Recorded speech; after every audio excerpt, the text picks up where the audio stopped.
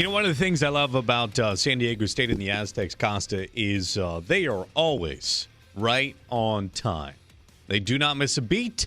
They are always there and ready to go. If you're going to be a top-notch program like they are, you have your ducks in a row at all times. You know, a lot of times when we come into a segment and the guest is not called in yet, oh boy, there's panic. Phil, what are we going to fill with? But when it's San Diego State, no, never. You know that they're good for it. Never. If it hasn't rang yet, wait 30 seconds, and they will give you a call. San Diego State, Central Michigan, the New Mexico Bowl, coming up Saturday, 2 p.m. kickoff time. We will be with you, including myself, Jared Tover, beginning at noon for a 2-hour pregame show. Awesome. And Rocky is going to a place he knows very, very well. Rocky, you got to know all the best restaurants, the best places to stay in Albuquerque, right? This is your spot.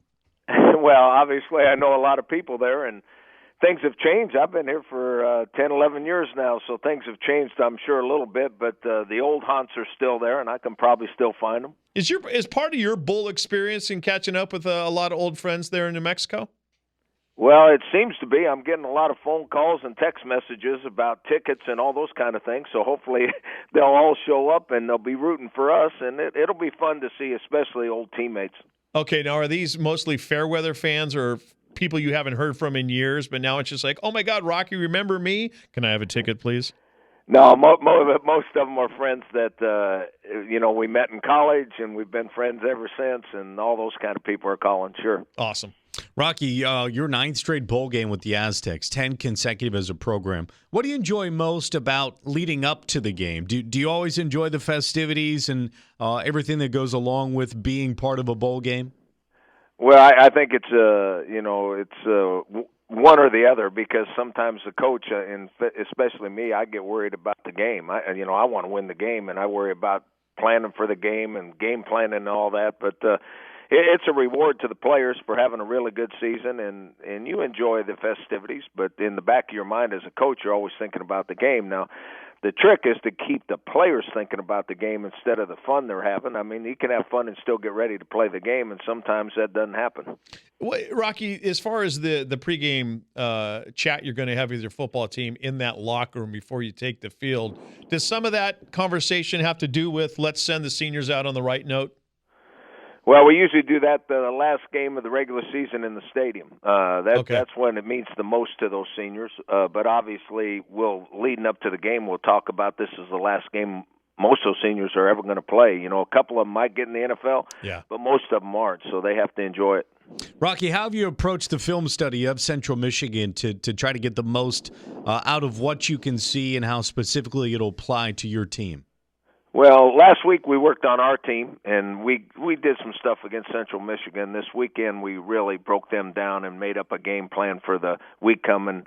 So we're back into game week mode. I mean, so we're going to treat it exactly the same, and it's nice to play on a Saturday because, Monday through Thursday is exactly the same as it was during the year. Have those practices been crisp up to this point? Hot and cold. I mean, one day they look really good. The other day they look like they're ready to have fun at the bowl game. So we'll try to straighten them out today. When you dive into film study, which side of the ball do you like to start on? Do you begin with their offense? Do you begin with their defense? Well, I always begin with their offense, and then I go to special teams and then worry about their defense because we got really good coaches here, and they take care of those sort of things. Coach head coach Rocky Long with us here, as he is every Monday morning, heading into the bowl game this Saturday against Central Michigan. From the time the final gun sounded against BYU, has everybody been out on the recruiting trail? Yeah, our coaches went out. Every single one of them was out all 1 week. We didn't even practice that week. All we did was condition and lift weights. This last week, most of the coaches have been in town trying to get our team ready for the bowl game. But we had, 15 recruits in this weekend. So this weekend was really busy. We're going to find out. We found out a little bit last night. We're going to find out during this week how many we think we're going to sign on the 18th, which is the early signing date. We hope to get anywhere from 10 to maybe 13. Some of them are still deciding. We're working the phones, but as of this week, we can't go out anymore until there's a dead period until January 16th. Rocky, there do seem to be plenty of reports that Jack Sears, the USC quarterback, is a verbal commit to San Diego State. Can you comment on that? Can't comment on anybody until they sign a national letter of intent, and in a grad transfer situation, you can't really say anything until they actually show up on campus and go to class. But as far as the overall picture is concerned, as you mentioned, you feeling good the way things are trending for the team as a whole? Yeah, I think we've done really well. I mean, we have several commitments out there that they're planning on signing on the 18th.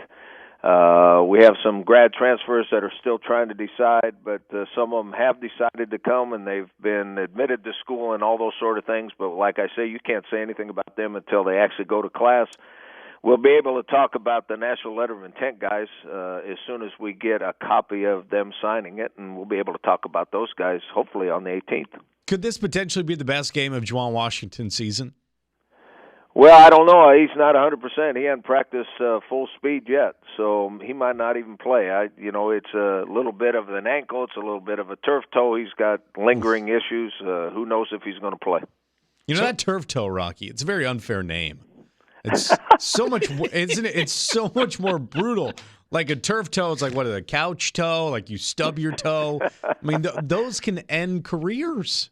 Well, they can. A turf toe doesn't happen to happen. It can happen on grass, too. He did it on grass. So I don't know where that name came from, but I agree with you. Rock, when the coaches are out there, you're out there and you're talking to would-be recruits and you're in living rooms or you're talking with them on the phone, what is your, I guess, biggest, your main selling point to get someone to come play football at San Diego State? Well, the best part of our program are players in the program. They're good guys. They know what's right and wrong. They go to class. They get a degree.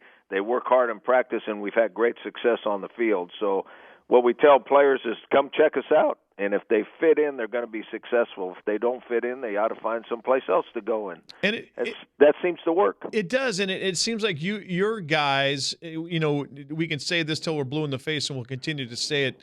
They're good people first, and then they're great football players after that. But it seems like your locker room does a great job of policing itself.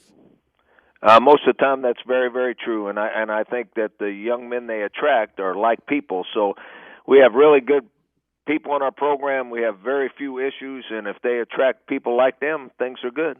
Rocky, your program is used to playing in bowl games each and every year. That's not the case for Central Michigan. They were 1-11 last year, 8-4 this year. How did they turn it around? Well, they got a new coaching staff that started to do some different things, but obviously they had enough talent there. So the old coaching staff did a good job of recruiting, maybe not a real good job of coaching. And this group came in and took that talent that they had there and got them a new renewed spirit, and they started playing hard and making plays, and all of a sudden they're a really, really good football team. How does it set up for you guys once you get to Albuquerque? You already know where you're practicing, stuff like that?